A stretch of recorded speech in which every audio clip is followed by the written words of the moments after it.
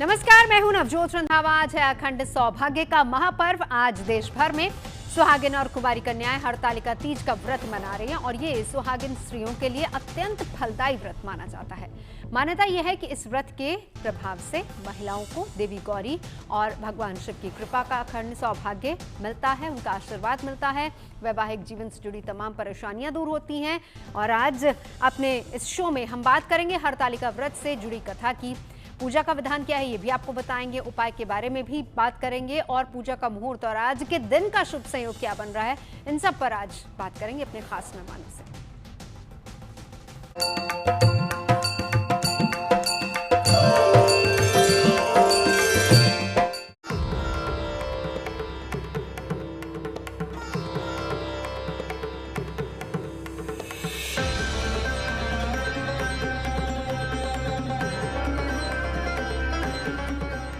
आज देश भर में सुहागिन महिलाएं और कुंवारी कन्याएं हरतालिका तीज का पर्व मना रही हैं।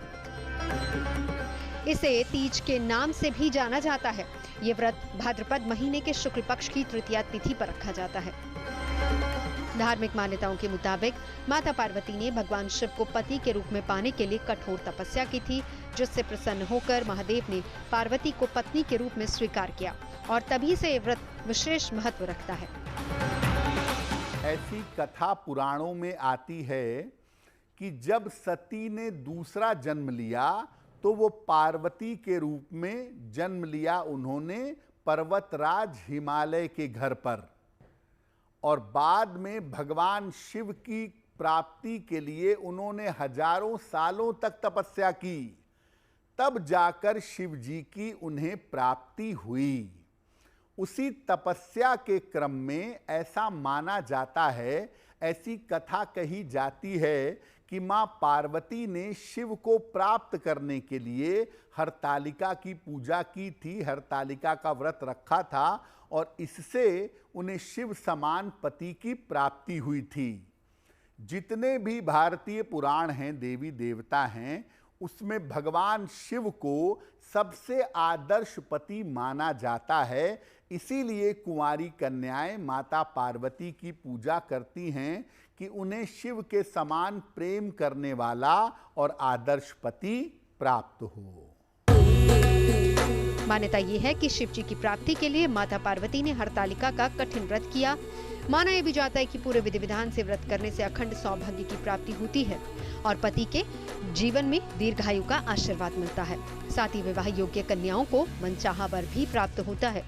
इसीलिए इस खास व्रत में शिव और पार्वती की पूजा का विशेष महत्व बताया गया है।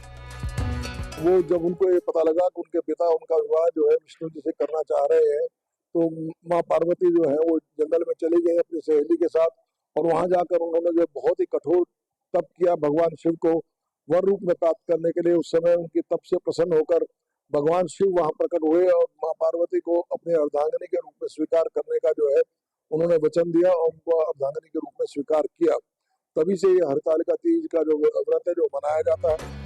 भाद्रपद की शुक्ल पक्ष की तृतीया तिथि का प्रारंभ कल यानी कि सोमवार को दोपहर 12:34 पर हो रहा है। इस तिथि का समापन आज दोपहर 1:54 पर होगा।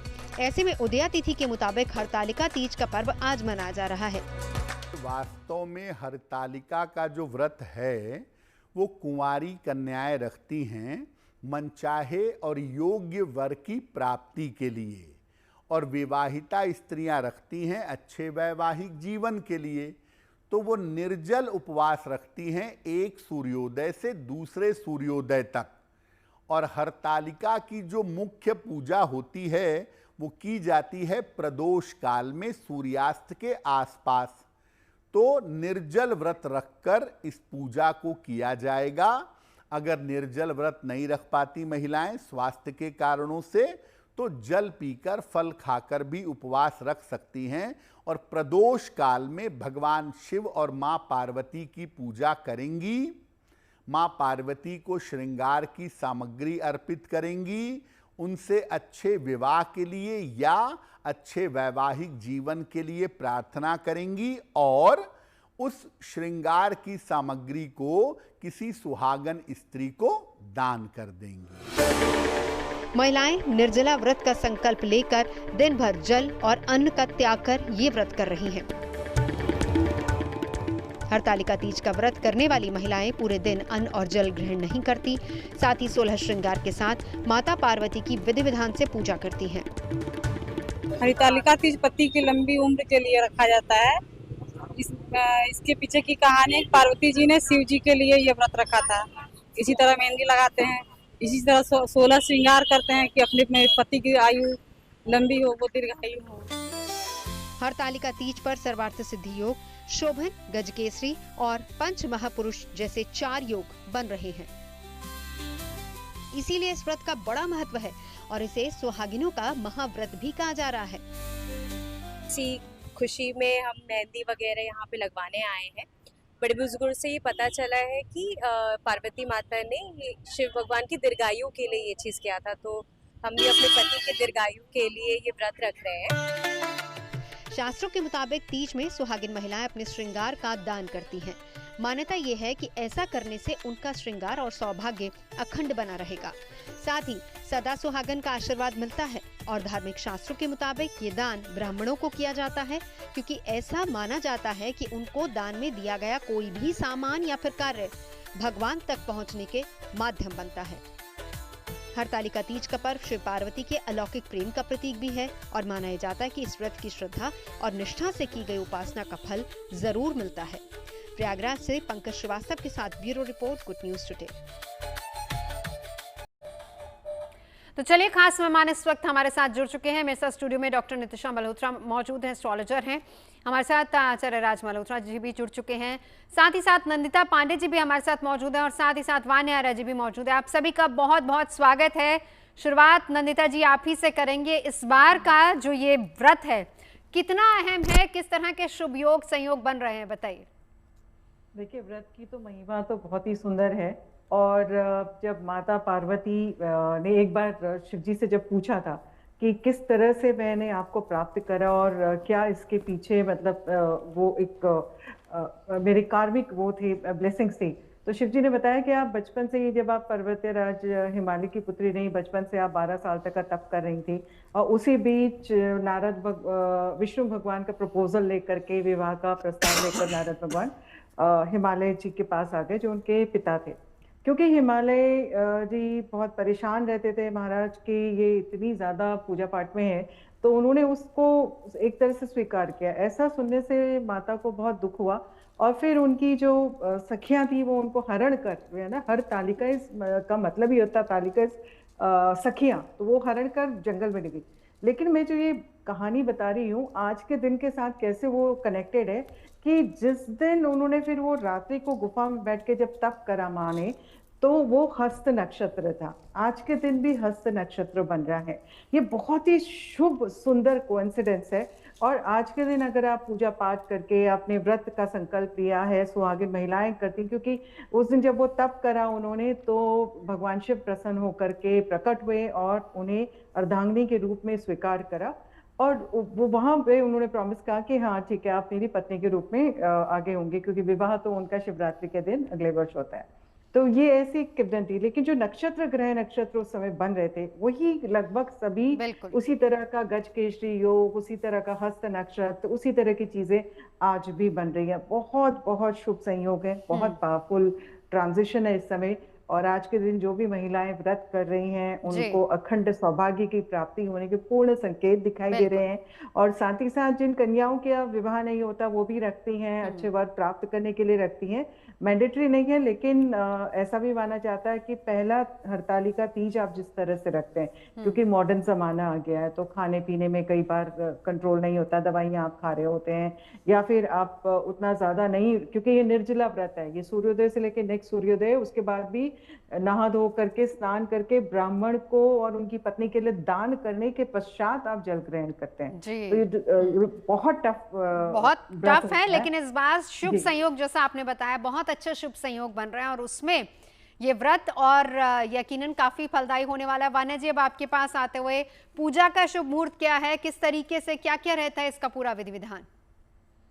धन्यवाद नवजोत जी। सबसे पहले जीएनटी के माध्यम से आप सभी को हरतालिका तीज की हार्दिक शुभकामनाएं। ये हरतालिका तीज का व्रत सभी सुहागन महिलाओं को अखंड सौभाग्यवती रखे और जिन कन्याओं की शादी नहीं हो रही है उनकी जल्दी से शादी हो जाए। आज के शुभ मुहूर्त की अगर बात करते हैं, बेसिकली इसका जो पूजन होता है वो प्रदोष काल में होता है, जिसका मुहूर्त जो है वो सूर्य अस्त के आसपास होता है, यानी कि सनसेट के आसपास होता है।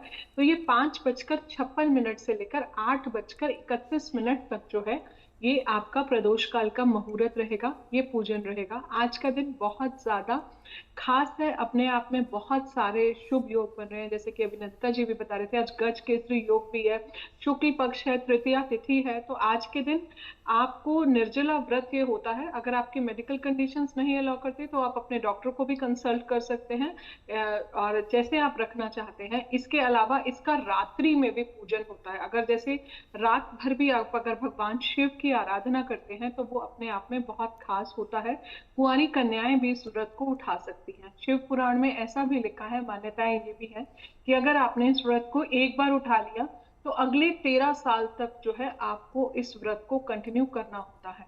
ये एक इकलौता ऐसा व्रत होता है जो आपके क्लियर शिव पुराण में मेंशन किया हुआ है कि कन्याएं भी जो है इस व्रत को कर सकती हैं, स्पेशली जिनकी शादी नहीं हो रही है। और जो सुहागन महिलाएं हैं, आपके लिए मैं कहूंगी कि ये अखंड सौभाग्यवती, आपके पति की लंबी आयु, आपकी लाइफ में एक मैरिटल ब्लिस होता है, वो आपको जो है जीवन में मिलता है, साथ में खुशहाली जो है मिलती है। आज के दिन जो मिट्टी का शिवलिंग है, यानी कि पार्थिव शिवलिंग बनाने की भी बहुत ज्यादा महत्वता होती है।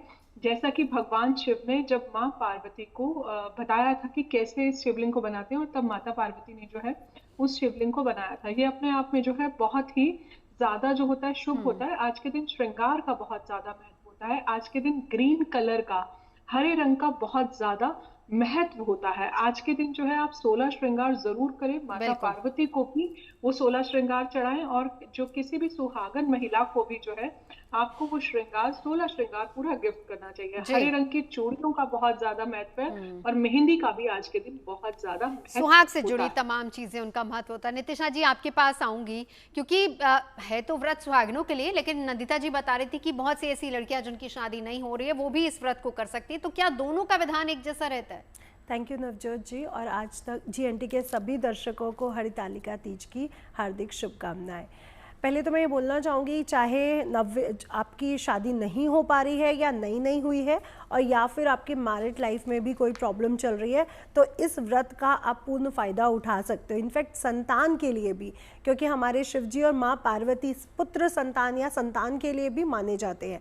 तो जिनका विवाह नहीं हुआ है वो भी इस व्रत को रख सकते हैं, और साथ ही साथ एक उपाय भी कर सकते हैं। जिनकी शादी अभी तक नहीं हो पाई है या किसी कारणवश नहीं कर पाए हैं वो, तो उन्हें क्या करना है, आज के दिन माँ पार्वती और शिव को एक साथ किसी मंदिर में, या खुद भी अगर आप अपने पार्थिव शिवलिंग बना सके तो उससे भी आप बना सकते हैं, उनको श्रृंगार का सामान चढ़ाते हुए, स्पेशली माँ पार्वती को हल्दी की गांठ को चढ़ाते हुए, उनसे अपने विवाह के लिए अगर आप मनोकामना बोलते हैं, उनसे प्रार्थना करते हैं, तो आपकी सभी प्रार्थनाएं पूर्ण होती हैं। और साथ में उन्हें श्रृंगार का सामान चढ़ाना आज के दिन तो बिल्कुल भी ना भूलें। दूसरा, जब मैं मैरिड लाइफ की बात करती हूँ, आपकी शादी हो चुकी है और मैरिड लाइफ में प्रॉब्लम्स आ रही हैं, तो अगर आज के दिन आप शिव पार्वती का विवाह करवाते हैं, गठबंधन करते हैं, तो आपकी मैरिड लाइफ में सुधार आने शुरू हो जाते हैं।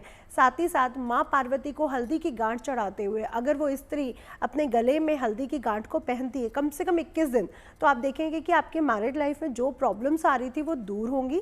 और हाँ, आज के दिन सिर्फ माँ पार्वती को नहीं, अपनी सास को या अपने घर की जो बड़ी महिलाएं हैं, आप उनको भी अगर कुछ गिफ्ट दे देती हैं, कपड़े हैं, श्रृंगार का सामान है, बिछुआ है, मेहंदी है, पायल है, तो भी आपकी मैरिड लाइफ में आ रही प्रॉब्लम्स दूर होती है। और सिर्फ पार्वती जी को श्रृंगार का सामान नहीं, शिव जी को भी आपने श्रृंगार का सामान चढ़ाना है, उनको भी पूरा सुंदर सा एक अच्छा सा रूप देना है, यानी उनका जनेऊ, चंदन, तिलक, भस्म, ये सब उनके श्रृंगार में है, उनका भी श्रृंगार आज के दिन जरूर करें। जी चलिए, अब राज मिश्रा जी आपके पास आते हुए 2 सवाल। शुभ मुहूर्त, शुभ संयोग किस तरह के बन रहे हैं, और दूसरा क्या क्या कथाएं इसके साथ जुड़ी हुई हैं? देखिए, बहुत सारी कथाएं हैं। अगर शुभ संयोग की बात की जाए तो जिस दिन आदि शक्ति जगत जननी माता जगदम्बा ने जिस तिथि को तप किया हो, वो दिन, वो समय, वो घड़ी, वो तिथि अपने आप में पवित्र हो जाती है। मैंने बार बार एक शब्द को कहा है कि मैं धन्यवाद करता हूं जीएनटी पर, जब कोई इस प्रकार का डिस्कशन हो रहा होता है तो जिस प्रकार जीएनटी के माध्यम से शायद घर में लगी टीवियां पवित्र हो जाती है, उसी प्रकार जब हम चर्चा कर रहे होते हैं ऐसे किसी तिथि का, ऐसे किसी त्योहार का, जिस दिन आदिशक्ति ने तप किया हो, उस दिन के मुहूर्त के बारे में, उस दिन ग्रह नक्षत्र अपने आप अनुकूल हो जाते हैं। श्री रामचरितमानस की एक चौपाई है, जोग नखत ग्रह वार तिथि सकल भय अनुकूल, जो चर हर्ष जुद राम जन्म सुखमूल। तो आज का दिन अगर हम हरतालिका तिथि की बात करते हैं और इसकी कथा कहां से जुड़ी हुई है, शिव पुराण के रुद्र संहिता के अंतर्गत बहुत सुंदर वर्णन आता है। और श्री रामचरितमानस के बाल कांड में अगर दोहा नंबर 73 आप जाकर के पढ़ेंगे तो वहां से कथा बड़ी सुंदर तरीके से जुड़ी हुई है। जब महामुनि नारद आते हैं हिमालय राजा हिमांचल के पास और आकर के माता पार्वती को लेकर के जाते हैं, महाराज हिमांचल और उनकी हस्तरेखा को दिखाते हैं, तो फिर महामुनि नारद वर्णन करते हैं, कहते हैं कि मतलब बहुत सुंदर लक्षण है एंड इनका नाम स्मरण करके अपने सौभाग्य की स्त्रियां वृद्धि करेंगी, मन चाहे वर को प्राप्त करेंगी, मन चाही कामना को प्राप्त करेंगी। लेकिन सुनहु जे अब अवगुण दुईचारी, बोले कुछ अवगुण है जिसका वर्णन करता हूं। एक अच्छे ज्योतिषी का काम नारद जी से बेहतर कोई नहीं जानता है। पहले अच्छे अच्छे गुणों का वर्णन कर दो ताकि सेवा पानी अच्छी हो, फिर अवगुण का जो नारद जी ने वो सुंदर वर्णन किया। तो उन्होंने कहा जोगी जटिल अकाम मन नगन मंगल भेष अस्वामी यही का मिले परी असरे। जो पति प्राप्त होगा वो बिना किसी कामना के होगा, उसके अंदर कोई कामना नहीं होगी, माता पिता से हीन होगा, जोगी जटिल होगा, अकाम नगन अमंगल भेष, शरीर पर भभूति लपेटने वाला होगा, भेष अमंगल होगा। तो माता जो थी माता पार्वती की, उनको बड़ा दुख हुआ, बोले ऐसे वर के साथ मैं अपने पुत्री का विवाह बिल्कुल नहीं करूंगी, कुएं में लेकर कूद जाऊंगी, अग्नि में जल जाऊंगी। श्री रामचरितमानस के अंतर्गत चौपाई है और वहां कहती जौ घर वर कुल होए अनुरूपा, करिए विवाह सुता अनुरूपा। जो घर वर अच्छा मिले तो पुत्री का विवाह उसके साथ करेंगे। लेकिन माता पार्वती ने जब ये शब्द सुना तो उनको अपने पूर्व जन्म का स्मरण हो आया और उनको मन के अंदर बहुत प्रसन्नता होती है। क्योंकि छोटी थी तो कोई तप पर जाने के लिए कहे या जाने दे, ये पॉसिबल नहीं था। तो फिर उनकी दो सखियां थी, एक का नाम था जया और दूसरे का नाम था विजया।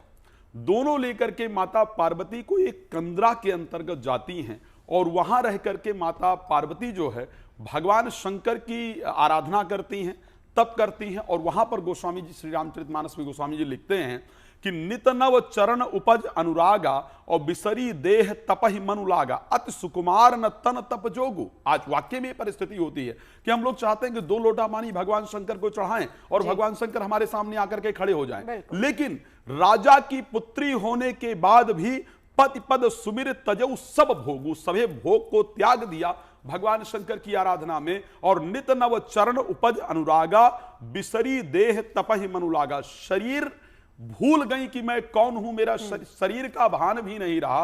और उसके बाद सप्तऋषियों को कहना पड़ा कि अस्तप काहु न कीन भवानी, भय अनेक धीर मुनि ज्ञानी। तो इस प्रकार का तप किया क्योंकि वो सखियां हरण करके ले गई थी। महाराज हिमाचल को लगा कि शायद मेरी पुत्री का कोई हरण करके ले गया, जहां से नाम पड़ा हर।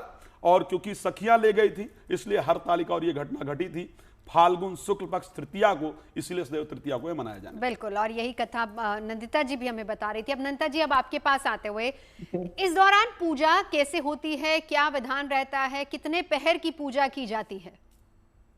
देखिए, पूजा के लिए तो क्या होता है कि सूर्योदय जब होता है ब्रह्म मुहूर्त, उसी समय आप स्नान वगैरह करके नित्य कार्य से निवृत्त होकर के आप पार्थिव शिव शक्ति को बनाते हैं। माता पार्वती, शिव जी, नंदी और गणपति की मूर्तियां बनाते हैं और उसको रखते हैं। अगर वो सब पॉसिबल आप नहीं हो पाता, कई लोग आटे की भी बनाते हैं, और वो भी नहीं पॉसिबल है तो शिव परिवार अगर मूर्ति है, शिव प्रतिमा शक्ति के साथ है, तो उसको आप रखिए और उनके सामने सारा श्रृंगार का सामान रखिए। और श्रृंगार के सामान में केवल श्रृंगार यही नहीं, साथ में साड़ी और ब्लाउज और मतलब जो एक पूर्ण रूप से श्रृंगार होता है कपड़ों के साथ, वो सारा रखा जाता है। और भोलेनाथ के लिए जैसे अभी निश्चिता जी करी थी, तो उसी तरह से उनके लिए भी जनेऊ रखी जाती है, उनके लिए भस्म रखी जाती है, चंदन रखा जाता है। और उनका पूरा विधि पूर्वक प्रातःकाल ही ब्रह्म मुहूर्त में पूजन किया जाता है, संकल्प लिया जाता है। संकल्प लेना बहुत जरूरी होता है कि आप पूजा कभी भी पूर्ण नहीं होती जब तक आप संकल्प नहीं लेते। तो संकल्प आप लीजिए कि आप किस पर्पस से कर रहे हैं।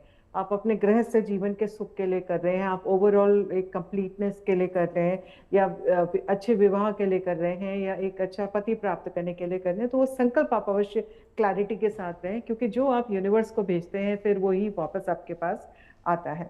और फिर आप दिन भर निर्जला रहते हैं। निर्जला रह करके आप शिव जी का मंत्र जप सकते हैं, माता पार्वती का मंत्र, और बहुत सिंपल होता है। शिव और शक्ति का जो मंत्र है ओम ह्रौम जुम सह, इसमें दोनों ही सम्मिलित है, शिव और शक्ति। इस मंत्र का जप पूरे दिन भर मानसिक जप कर सकते हैं, मेंटली बोल बोल करके भी कर सकते हैं। अपना आचरण अच्छा रखिए, अपने अंदर गंदे विचार मत रखिए, किसी के लिए वैराग्य मत रखिए, किसी के लिए गुस्सा ना रखिए, और दान पुण्य करिए। इस दिन दान करा हुआ दान पुण्य बहुत शुभ होता है। और उसके पश्चात प्रदोष काल की पूजा जो होती है वो सबसे ज्यादा इंपॉर्टेंट होती है। प्रदोष काल जो है वहां पे जब आप पूजा करते हैं, क्योंकि माना जाता है कि भगवान शिव प्रदोष काल में सबसे अत्यंत प्रसन्न मुद्रा में रहते हैं, और उस समय आप जब भी उनके सामने कोई भी कामना करते हैं तो माता पार्वती के साथ बैठ के आपको बहुत अच्छे से आशीर्वाद देते हैं और आपकी मनोकामनाएं पूर्ण होती हैं। तो संध्या के समय में 6:49 PM से लेके 7:11 PM ये जो टाइम फ्रेम है ये सबसे अच्छा है, क्योंकि इस समय कुंभ लग्न भी चल रहा है जो कि स्थिर लग्न है। इस समय पूजा करेंगे तो परिपूर्ण होंगी। तो प्रथम प्रहर, फिर उसके बाद रात्रि के सारे प्रहर में आप पूजा करिए और शिव जी पर उसी अनुसार आप अभिषेक करते जाएं। आप देखेंगे कि पूरा रात्रि भर जागरण होता है, पूजा पाठ होता है, महिलाएं गाना आदि गाती हैं और शिव जी के और माता पार्वती के विवाह के बारे में गाना गाती हैं। तो वो सारी चीजें होती है। और प्रातः काल नेक्स्ट डे जो व्रत का पारण होता है, सूर्योदय के पश्चात स्नान आदि करके शिव शक्ति का स्मरण करके उनके सामने जो श्रृंगार का सामान होता है उसको लेके आप ब्राह्मण को दान करते हैं, और ब्राह्मण की जो उनकी वाइफ होती है उनके चरण स्पर्श करके उनको वो श्रृंगार का सामान दान किया जाता है। उसके बाद आप जल ग्रहण करते हैं, ऐसे व्रत पूर्ण होता है। कुछ नियम भी इसके होते हैं जिसका पालन करना बहुत जरूरी होता है। वाना जी बताइए वो कौन कौन से नियम हैं जिनका पालन इस दौरान किया जाता है? जी, थैंक यू नवजोत जी। तो इसमें जो है कुछ स्पेसिफिक नियम होते हैं। जैसे ये जो व्रत होता है, पहली बात तो ये निर्जला व्रत होता है। दूसरा जो इसका पारण का नियम जो हमने बात करी कि वो 13 साल कंटिन्यूस जो है आपको करना पड़ता है, अनटिल एंड अनलेस कुछ इमरजेंसी या हेल्थ कंडीशंस है। इसके अलावा जो है इसका जो पूजा है वो आपकी प्रदोष काल में होगी। चौथा नियम, इसमें फुलेरा का बहुत ज्यादा महत्व होता है। तो अगर जो महिलाएं फुलेरा नहीं भी कर पा रही है, नहीं बना पा रही है, नहीं ला पा रही है, तो आप एटलीस्ट अगर एक बार उस फुलेरा के दर्शन भी कर लेती हैं, जैसे आप किसी फ्रेंड के घर जाके, मंदिर में जाके, तो वो अपने आप में बहुत महत्वता रखता है। जो फुलेरा होता है उसमें आम के पत्ते बहुत ज्यादा जरूरी होते हैं। फुलेरा में जो है आपके मल्टीपल तरह के, यानी कि मिनिमम 5 तरीके के फूल होते हैं, 5 वृक्ष के पत्ते जो होते हैं ये बहुत ज्यादा इंपॉर्टेंट होते हैं। अगर आप कुछ भी नहीं कर रहे हो, एटलीस्ट आप मंदिर में जाके जो है फुलेरा चढ़ा देंगे तो वो बहुत सारे जितने भी तीज आप वैसे रखते हैं उस इस वाली जो हरतालिका तीज है इसका सबसे ज्यादा महत्व होता है। जैसे अभी रिसेंट भी में भी एक तीज गई है, लेकिन पूरे साल का फल जो है इस टाइम पर मिलता है। भगवान शिव को सबसे ज्यादा प्रिय है ये तीज, क्योंकि इन्हें जो है इस दिन जो है उन्होंने माता पार्वती को जो है एक तरह से अपनाया। जब माता पार्वती जंगलों में गई तो उन्होंने पत्तों का शिवलिंग बनाया। जो उनका जो तप है, जो उनका एक सरेंडर है, जो इनकी कठिन तपस्या जो उन्होंने करी, वो अपने आप में बहुत ज्यादा खास थी। तो इसमें एक नियम ये है कि आपको मेहंदी जरूर लगवाएं, 16 श्रृंगार जरूर करें। बायना जैसे हम लोग करवा चौथ में निकालते हैं, वैसे ही इसके अंदर भी आप अपने बड़े बुजुर्ग, सास ससुर या जो भी, अगर वो नहीं है तो कोई भी एल्डरली फीमेल को जो है आप वो देंगे। उसमें आपकी साड़ी होगी, श्रृंगार का सामान होगा, 16 श्रृंगार पूरे होंगे। जैसे मेहंदी हो गया, बिछुआ हो गया, आलता हो गया, बिंदी हो गई, और भी सारी चीजें जो जो भी आप उसमें आप रखना चाहते हैं, आप उसको एक सेट जो है आप माता पार्वती को चढ़ाएंगे और दूसरा जो है आप किसी भी सुहागन महिलाओं को जो है दे सकते हैं। साथ में आप मिठाई लगा सकते हैं, आप मेवे लगा सकते हैं। पार्थिव शिवलिंग बनाना इसमें बहुत ज्यादा खास होता है। या तो आप पार्थिव शिवलिंग बना लीजिए या फिर आप जो है पूरे शिव परिवार की जो है स्थापना कर दीजिए। हरे रंग का भी बहुत ज्यादा महत्व है। अगर आप हरा रंग डाल लेते हैं तो भी बहुत अच्छा है। आप आज के दिन वृक्ष भी लगा सकते हैं, क्योंकि कहीं ना कहीं वो भी आपको बहुत शुभ फल देते हैं। शिव भगवान के मंत्र ओम नमः शिवाय, ओम शंभवे नमः, ओम पार्वती पते नमः, ओम त्र्यंबकम यजामहे सुगंधिम पुष्टिवर्धनम उर्वारुके में विबंधनात् मृत्योर्मोक्षीमामृतात्। गायत्री मंत्र का जाप भी इसमें बहुत ज्यादा, आप गायत्री बिल्कुल मंत्र वाणी का जी। जाप भी कर सकते हैं। चलिए ये सारी चीजें कुछ और, हाँ कुछ और उपाय नितिशा जी से भी जानते हैं। जी थैंक यू नवजोत जी। तो अब हम जहाँ पे हमने बात की मैरिड लाइफ की और जो कुंवारी कन्या है उनके लिए भी, अब हम बात करेंगे जिनकी संतान नहीं हो पा रही है, क्योंकि माँ उमा जो माँ पार्वती हैं उन्होंने अपने ही उपटन से गणेश जी को बनाया। तो अगर हमें संतान की भी कोई दिक्कत चल रही है, संतान हमारी बात नहीं मान रही है या संतान उत्पन्न होने में कोई दिक्कत है, तो भी आज के दिन का पूर्ण फायदा आप उठा सकते हैं, क्योंकि आज का दिन अपने आप में बहुत विशेष है। जैसे कि 4 संयोग आज के दिन पड़ रहे हैं, हस्त नक्षत्र शोभन योग जैसे योग आज के दिन बन रहे हैं। आज के दिन करना क्या है, माँ पार्वती और शिव जी के सामने, जैसे कि नंदिता जी ने भी बताया, वान्या जी ने भी बताया कि पार्थिव शिवलिंग का आज के दिन बहुत महत्व है। तो पार्थिव शिवलिंग और माँ पार्वती की मूर्ति के सामने अगर आज के दिन आप फल, जो ऋतु फल है वो चढ़ाते हुए गणेश अथर्वशीष का पाठ करते हैं, दुर्गा सप्तशती का पाठ करते हैं, तो आपको संतान उत्पन्न हो सकती है। और आज के दिन अगर आप उनसे प्रार्थना करते हैं कि हमें संतान उत्पन्न हो, तो आपको संतान उत्पन्न हो सकती है। इसके लिए एक पान के पत्ते में सुपारी लेकर के अगर आप माँ पार्वती और शिव जी को चढ़ाते हैं संतान प्राप्ति के लिए, तो बहुत शुभ रहने वाला है। साथ ही साथ जो कोर्ट केस या मैरिड लाइफ में जिनके कोर्ट केसेस चल रहे हैं, वो चाहते हैं कि कोर्ट केस समाप्त हो और आप दोनों एक साथ मिलके रह सकें, वो भी आज के दिन ये उपाय कर सकते हैं। ये बहुत विशेष है। माँ पार्वती और शिवलिंग को बना करके उनका गठबंधन करवाएं, विवाह करवाएं और साथ ही साथ उनको लाल रंग के जितने भी पुष्प हैं वो अर्पित करें। माँ को सिंदूर चढ़ाना बिल्कुल ना भूलें। जब हम 16 श्रृंगार की बात करते हैं उसमें सिंदूर बहुत विशेष है, उनको सिंदूर चढ़ाएं और शिव जी को चंदन का तिलक लगाना बिल्कुल भी ना भूलें। और गठबंधन करते समय आपने 7 फेरे तो नहीं करवा सकते, तो 7 बार नॉट्स को लगाना है। इस बात का अगर आप विशेष ध्यान रखते हैं तो जो कोर्ट केसेस से परेशान है, अपनी पत्नी अपने पति के साथ रहना चाहती हैं लेकिन कोर्ट केस किसी कारणवश चल रहा है, तो भी उनको इस कोर्ट केसेस से मुक्ति मिल सकती है। बढ़ सकती है। बिल्कुल। आज हरतालिका तीज का व्रत और इसी को लेकर क्या है विधि विधान, किस तरीके से आप अपनी मनोकामना को पूरा कर सकते हैं, किन नियमों का खास ख्याल रखना है और किन बातों से आपको बचना है, ये तमाम चीजें, इन तमाम बातों को लेकर आज हम चर्चा कर रहे हैं। खास मेहमान हमारे साथ लगातार बने हुए हैं। शास्त्रों में भी इस व्रत का वर्णन है, बहुत सारी कथाएं इससे जुड़ी हुई। राजी, एक कथा और मैं चाहूंगी कि आप हमें सुनाइए। अगर मैं बात करूं इस व्रत को लेकर के, इस व्रत से संबंधित बहुत सारी कथाएं हैं। आप सब लोग जानते होंगे कि जब कामदेव को भगवान शंकर, देवताओं ने भेजा कामदेव को, जाओ भगवान शंकर को भाई जगाओ। उनकी जो समाधि है, सती ने जब अपने आप को अग्नि में भस्म कर लिया, उसके बाद भगवान शंकर समाधिस्थ हो गए और ऐसा वर्णन आया कि 40 वर्ष तक भगवान शंकर, क्षमा चाहूंगा 40,000 वर्ष तक भगवान शंकर की समाधि रही। इस तप की अगर बात की, जिस व्रत की आज हम चर्चा कर रहे हैं, माता पार्वती ने 3000 वर्ष तक इस तप को किया था और श्री रामचरितमानस में उसका बाकायदा वर्णन है। लिखा है कि संबत सहस मूल फल खाए और साग खाई 7 वर्ष गवाए। सहस्त्र कहा जाता है 1000 को और 7 कहा जाता है 100 को। तो वहां वर्णन है बाकायदा कि संबत सहस मूल फल खाए, साग खाई 7 वर्ष गवाए। फिर आकर के सप्तऋषियों ने कहा कि अस्तप का कीन भवानी भय अनेक धीर मुनि ज्ञानी। तो जब कामदेव को भगवान शिव ने भस्म कर दिया तो सप्तऋषियों ने आकर के दोबारा माता पार्वती से कहा कि देखा, हमने तो कहा ही था कि भगवान शंकर से विवाह करने के लिए प्रयास करना बिल्कुल बेकार है, वो अकाम है, उनके अंदर कोई कामना नहीं है और वो विवाह के लिए तैयार नहीं होंगे। अब रही सही अगर कुछ कसर बची भी थी तो शिव ने तो कामदेव को भस्म कर दिया। अब कामदेव को भस्म कर दिया तो विवाह करें तो ये तो संभव है नहीं।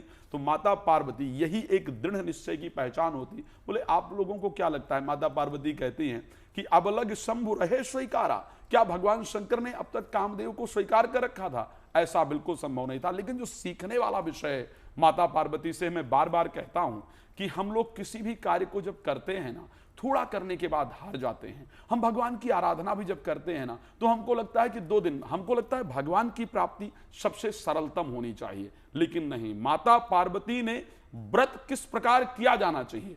क्या पानी ना पीना ही व्रत है? क्या भोजन ना करना ही व्रत है?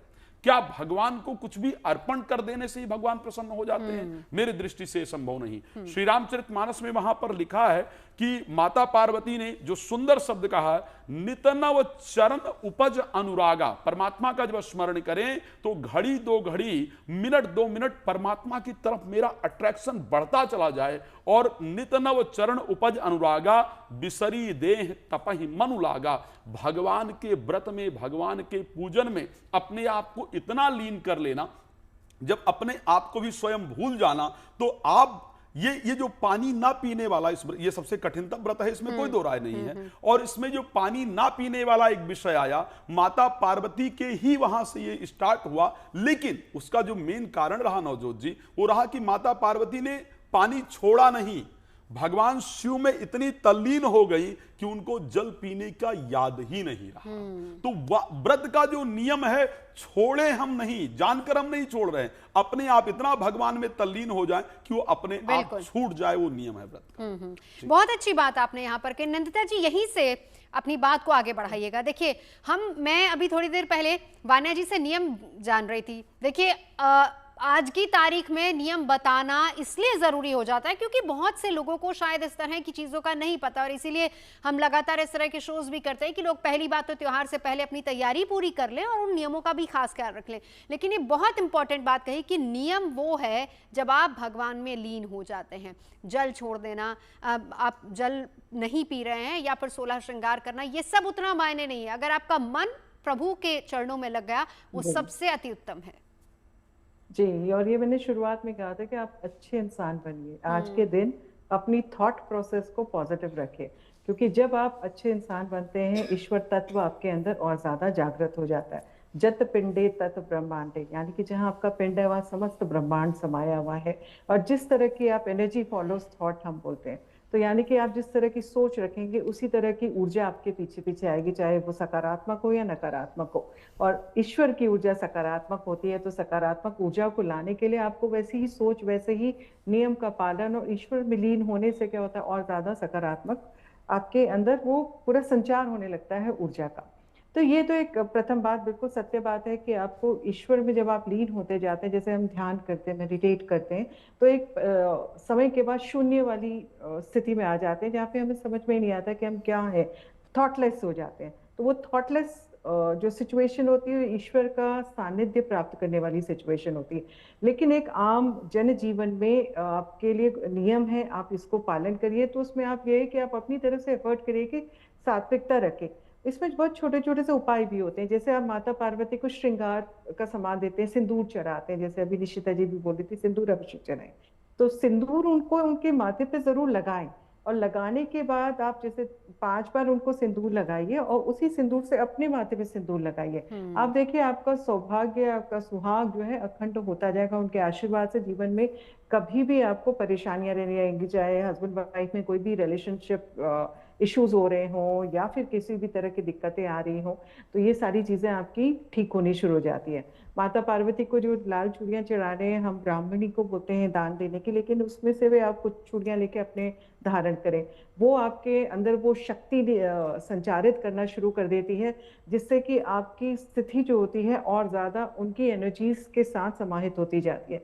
तो ये छोटे छोटे से जो उपाय हम बताते भी हैं, जो ऐसे बताया था हल्दी का उपाय, गणपति की तो उत्पत्ति ही उनके हल्दी के लेप से, उपटन से निकल करके हुई थी, तो इसलिए उनको बोलते हैं हरित, उनको गणपति जी को हरिद्रा के उसमें भी उनका नाम लिया जाता है। तो इसीलिए हल्दी जब चढ़ा रहे हैं, उस हल्दी को लेके फिर प्रसाद की तरफ उसका भोग भी ग्रहण करते हैं, तो वही सात्विकता आपके अंदर वो संचार होने लगती है। पर इसीलिए हम बोलते हैं कि मानसिक मन आप जाप करते रहिए, जैसे ओम ह्रौम जुम सह है, या शिवोहम है, या नमः शिवाय है, या सदा शिवाय, आप उनका जप करें, माता पार्वती के संग जप करें। और गणपति के साथ शुरुआत, किसी भी पूजा का आह्वान पहले गणपति से होता है, उन्हें दुर्बा चढ़ा करके उसके पश्चात आप पूजन अर्चन करें। आप देखेंगे जीवन में सुख समृद्धि के संयोग तो बनेंगे, लाइफ में भी अच्छी एक सुकून आना शुरू हो जाएगा और जीवन सुख शांति के साथ बना रहेगा। कल तो गणेश चतुर्थी है ही, व्रत का पारण जब करें तो इन नियमों का खास ख्याल जरूर रख लेना चाहिए। वान्या जी आपके पास आते हुए, हालांकि सुहागिन महिलाओं के लिए, लेकिन कुंवारी लड़कियां भी इस व्रत को कर सकती, जैसा आप सब लोग बता ही रहे हैं, तो क्या दोनों के नियम एक जैसे होता है? क्योंकि जब हम करवा चौथ की बात करते हैं तो दोनों के नियम थोड़े से अलग होते हैं। सुहागिन महिलाएं चांद देखकर अपने व्रत का पालन करती हैं, कुंवारी महिलाएं तारे के साथ करती है। तो यहाँ पर भी क्या नियम एक जैसे हैं या अलग अलग है? ऑलमोस्ट जो है नवजोत जी नियम इसमें सेम है, सिर्फ जैसे सिंदूर वगैरह भरना है तो या फिर जो 16 श्रृंगार के जो और भी जो श्रृंगार होता है वो सारा श्रृंगार जो है वो कुंवारी कन्याएं जो है कुछ श्रृंगार नहीं कर सकती है मैरिज से पहले, तो वो चीजें बस उनको फॉलो नहीं करनी है, मतलब अदरवाइज वो सारा कुछ कर सकती हैं। और जो भी कोई सुहागन महिलाएं उनके आसपास हैं उनको जो है वो दान जो है वो जरूर जो है दे सकते हैं।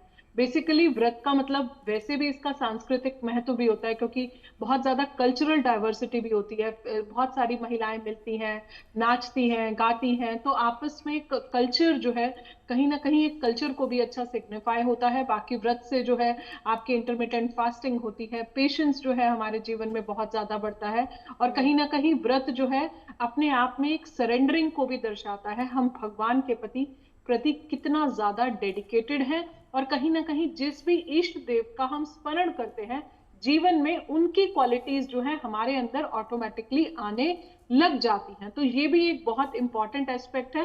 बाकी नियम सारे सेम है, जो आपकी कुंवारी कन्याएं भी हैं, आप बस 16 श्रृंगार ना करके लेकिन हरा रंग जो है आप जरूर जो है हरा रंग जरूर पहने। और मुझे लगता है कि आपको मेहंदी जो है वो भी आपको जो है आज के दिन जरूर लगानी चाहिए, और रात भर भगवान शिव का जाप जरूर करना चाहिए। राज जी कुछ कहना चाह रहे थे इस पे? सबसे पहले बड़ा जैसे आपने कहा कि क्या कन्याओं के लिए या महिलाओं के लिए, मैं आपको बड़ा स्पष्ट बता दूं कि ये व्रत जहां से प्रारंभ हुआ वहां जब माता पार्वती ने किया तो कुंवारी कन्या ही थी, उस टाइम तक उनका विवाह नहीं हुआ था। व्रत के नियम में किसी के लिए भी कोई महिलाएं जो सुहागन महिलाएं हैं वो क्यों करती हैं? क्योंकि माता पार्वती को यह आशीर्वाद दिया था, महामुनि नारद ने कहा था जब उनका प्रेडिक्शन कर रहे थे कि इनके नाम के स्मरण से, इनका पूजन करने से सुहागन स्त्रियों के जीवन में प्रेम बढ़ेगा, तो इसलिए, और सुहागन स्त्रियों का जो सुहाग है उसकी आयु की वृद्धि होगी, तो इसलिए जो सुहागन स्त्रियों ने इस व्रत को प्रारंभ किया ये वहां से प्रारंभ हुआ। अन्यथा जो ये व्रत करने का नियम था ये एक्चुअल में कुंवारी कन्याओं को करने का नियम था। और एक्चुअल में लेकिन यहाँ तो हम लोग देखते हैं ना कि जब लड़की की शादी हो जाती है तो माता पिता वो कहते हैं कि पहली तीज है तो हमारे यहाँ कीजिए, तो वो शादी के बाद करवाते हैं। नहीं, तो क्योंकि लिखा है माता पार्वती को आशीर्वाद दे दिया। आप श्री रामचरितमानस में जाएंगे और दोहा नंबर 70 से लेकर के और 73 तक का अध्ययन करेंगे तो महामुनि नारद ने कहा यही कर नाम सुमिर संसारा त्रिय चढ़ी हैं पतिव्रत असधारा, यानी इनका नाम स्मरण करके सुहागन स्त्रियां अपने पतिव्रत धर्म का पालन कर पाएंगी और अपने पति के जीवन की वृद्धि कर पाएंगी। इसीलिए नियम कहा गया कि जब लड़की विवाह करके आती है तो उसका सबसे पहला, लड़की सबसे दत्तात्रेय ने 24 गुरु बनाए थे और 24 गुरुओं में एक गुरु उन्होंने बनाया था कन्या को, कि स्त्री से त्यागी इस संसार के अंदर कोई और नहीं हो सकता है जो कि अपने घर में 20 वर्ष 22 वर्ष 24 वर्ष 25 वर्ष व्यतीत करने के बाद और सिर्फ एक रात्रि के अंदर, एक दिन के अंदर अपने घर को त्याग करके दूसरे को स्वीकार कर लेना। शायद हम 5 वर्ष रहने के बाद एक घर ऐसे स्वीकार नहीं कर पाते हैं। तो इसलिए जब वो वहां आती है तो वहां आकर अपने पति के दीर्घ आयु की कामना के लिए सबसे पहले माता पार्वती की प्रार्थना करती, वहां से प्रचलन प्रारंभ हुआ। लेकिन अगर देखा जाए तो ये व्रत स्टार्ट कुंवारी कन्या मन चाहा पति प्राप्त करने के लिए, दोनों के लिए नियम एक बार नितिशा जी आपके पास आते हो, मेरा वही सवाल आपसे भी है, करवा चौथ के व्रत और इस व्रत में दोनों में कितना अंतर है? आती हो एक बार नंदिता जी, बस ये एक जवाब इनसे ले। जी मैं कहूँगी बहुत अंतर है। ये व्रत सच में संकल्प शक्ति को दिखाता है, आपके दृढ़ प्रेम को दिखाता है, जबकि करवा चौथ की अगर व्रत की बात की जाए तो वो बिल्कुल अपने उसके लिए ही रखा जाता है, पति धर्म के लिए। लेकिन ये व्रत बहुत कठिन प्रेम को दिखा रहा है, दृढ़ संकल्प को दिखा रहा है, तपस्या को दिखा रहा है, और आपकी कर्तव्य निष्ठा को भी दिखा रहा है कि मुझे शिव जी जैसा, भोले बाबा जैसा एक पति चाहिए। तो अगर हम भोले बाबा मांग रहे हैं तो हमें भी पार्वती जितना समर्पण आना चाहिए, दृढ़ संकल्प आना चाहिए, क्योंकि शिव को प्राप्त करना कोई आसान बात नहीं है। दूसरा, आज के दिन एक और अचूक उपाय बताना चाहूंगी। आपके घर में जितना भी कलह क्लेश है, निगेटिविटी है, कठिनाइयां हैं, किसी भी चीज की अगर आपके जीवन में प्रॉब्लम आ रही है तो आज के दिन वृक्षों का, प्रकृति का बहुत महत्व है। जैसे कि मेहंदी की बार बार बात हो रही है कि मेहंदी जरूर लगाएं। आज के दिन पीपल के वृक्ष के नीचे, मेहंदी के वृक्ष के नीचे, क्योंकि निगेटिव एनर्जी से बचने के लिए मेहंदी लगाई जाती है। मेहंदी के जितने भी पौधे होते हैं उनके नीचे, और साथ ही साथ बिल्व पत्र के नीचे, इनके नीचे, नीम के नीचे और अशोक के नीचे भी आज के दिन अगर सरसों के तेल का दीपक जलाया जाए तो बहुत शुभ परिणाम मिलते हैं। तो ये भी करना बिल्कुल ना भूलें। ठीक है, नंदिता जी कुछ कह रही थी, अपनी बात पूरी कीजिए। जी हाँ, वो एक कंटिन्यूएशन निशिता जी के साथ ही हो जाएगा भी कि करवा चौथ और हरतालिका में क्या डिफरेंस है। एक तो करवा चौथ में चांद देखते हैं, लेकिन हरतालिका में चांद बिल्कुल भी नहीं देखते, निषेध है। अच्छा, वहाँ ये नियमों में सबसे इम्पोर्टेंट नियम तो फिर अब आया है। हाँ जी बिल्कुल, क्योंकि देखिए अनंत चतुर्दशी शुरू हो चुकी है और अगर पूरा तृतीया चलती तो कोई दिक्कत नहीं थी, लेकिन आज के दिन आप चांद को नहीं देखे क्योंकि आपको कलंक लग जाएगा, चोरी का इल्जाम लग जाता है। भगवान कृष्ण को लग गया था, उनको बोला था समयंतक मणि का चोरी का उनके ऊपर इल्जाम लग गया था। तो आप बिल्कुल करवा चौथ में जैसे चांद देख करके आप व्रत तोड़ते आज के दिन। लेकिन उसमें भी तो नंदिता जी, उसमें भी तो छन्नी के जरिए चांद देखते हैं ना, आप अपनी नंगी आंखों से चांद देखते नहीं। पर आज तो आप दिन में भी जो ये 1:30 बजे के बाद से जो शुरू हो गया और चांद का जैसे ही उद्गम शुरू हुआ है, आप बिल्कुल चांद नहीं देखेंगे। आप आज के दिन लेकर के नेक्स्ट डे भी, कल गणेश चतुर्थी के दिन भी चांद को नहीं देखा जाएगा क्योंकि ये कलंक लग जाता है, इसको मिथ्या कलंक बोलते हैं। तो इसको बिल्कुल अवॉइड करें तो अच्छा रहेगा क्योंकि ये थोड़ा कष्ट होता है। दूसरा जो बोलते हैं महिलाएं, जो विवाहित महिलाएं हैं वो क्यों व्रत को स्पेशली, और आपने जैसे बड़ा सुंदर प्रश्न किया कि पहली तीज बोलते हैं घर आकर के करें और ये करें, और महिलाओं को मतलब सुहाग, ये तमाम नियम इससे जुड़े हुए हैं। हाँ जी, माता पार्वती को अखंड सौभाग्यवती बोला जाता है। उनको बोलता है अखंड सुहाग का प्रतीक उनके लिए माना जाता है। तो इसलिए बोला जाता है कि महिलाएं जिस दिन से विवाह हो गया उसके बाद अगर इस व्रत को करती हैं, कठिन नियम भी है और इसी नियम के थ्रू उन्होंने भगवान शिव को प्राप्त किया था, तो आप ऐसा करेंगे तो आप भी उसी तरह से अखंड सौभाग्यवती रहेंगी और आपका सुहाग भी उसी तरह से अखंड रहेगा। तो इसलिए बोला जाता है। और ये पंडित जी की बात बिल्कुल सत्य है कि वो कुंवारी थी जब उन्होंने तपस्या की, तो कुंवारी कन्याओं को एक अच्छे वर के लिए व्रत करना चाहिए, लेकिन अपने पति की अच्छी, मतलब अपने सुहाग, केवल पति नहीं है क्योंकि आपके पति के साथ आपका पूरा घर परिवार एक या हमारी जो भारतीय सनातन संस्कृति में है महिला से जुड़ा हुआ होता है, तो वो she is a pillar of strength पूरे घर के लिए।